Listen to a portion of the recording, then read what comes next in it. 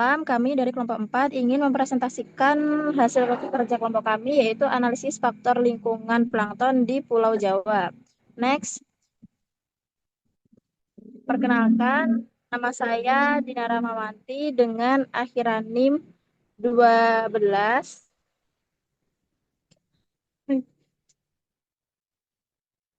Dengan anggota saya yaitu Desa Made Tatia Indivara dengan akhiran NIM 01, Desna Revalina BR Tarigan dengan akhiran NIM 71, Diva Ananda dengan akhiran NIM 43, dengan Dinda Kesha Ramadhani Siahaan dengan akhiran NIM 18, Dwi Angelika Saragi dengan akhiran NIM 52, dan Endro Arwadi Sinaga dengan akhiran NIM 31.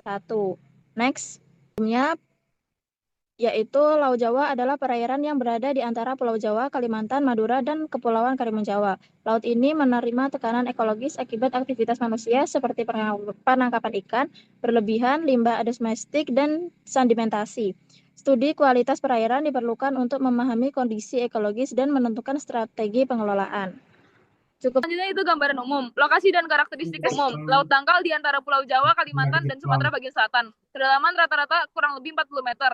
Merupakan jalur pelayaran penting dan wilayah penangkapan ikan. Menerima aliran sungai besar, Citarum, Bengawan Solo, Kapuas.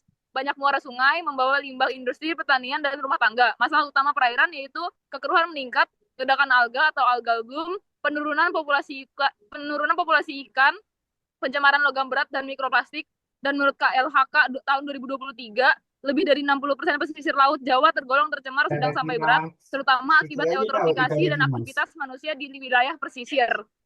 Lalu selanjutnya akan dilanjutkan oleh teman saya. Yang selanjutnya adalah analisis faktor. Yang pertama itu adalah faktor kimia. Sumber nutrien yang masuk dari limbah domestik di pesisir Jawa seperti dari pertanian dan industri yang rasionya itu adalah 16:1. Rasio ini limbah ini sering dilaporkan yang mana menunjukkan rasio yang tidak seimbang, seringkali kelebihan nitrogen sehingga memicu ledakan fitoplankton atau alga bloom. Nah, menurut hukum Leibniz, pertumbuhan plankton dibatasi oleh unsur Si untuk diatom.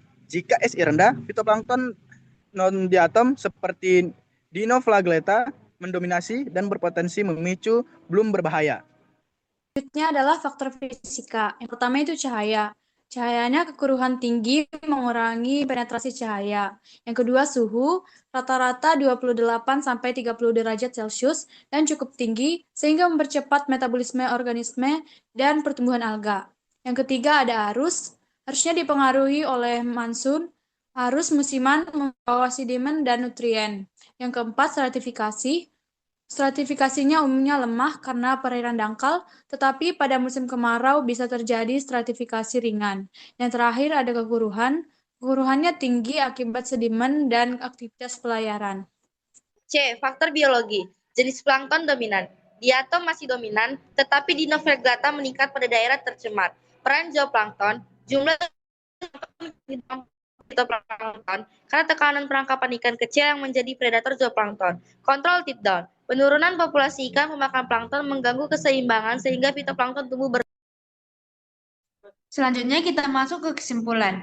Faktor kimia, nutrien N dan P berlebih merupakan penyebab paling dominan terhadap masalah perairan di Laut Jawa. Konsep kontrol bottom up lebih kuat karena peningkatan bahan bakar atau nutrien dari darat menyebabkan peningkatan produksi primer secara berlebihan tanpa diimbangi kontrol biologis dan zooplankton atau ikan. Yang terakhir ada saran. 1. Mengurangi masukan nutrien melalui pengelolaan limbah. Yang kedua, rehabilitas ekosistem pesisir seperti mangrove. Yang terakhir, pengaturan perikanan untuk menjaga keseimbangan ekosistem. Baik, sekian dari kelompok kami. Apabila ada kurang lebihnya, kami mohon maaf. Terima kasih. Wassalamualaikum warahmatullahi wabarakatuh. Salam Om Swastiastu, Namo Buddhaya, salam kebajikan untuk kita semua.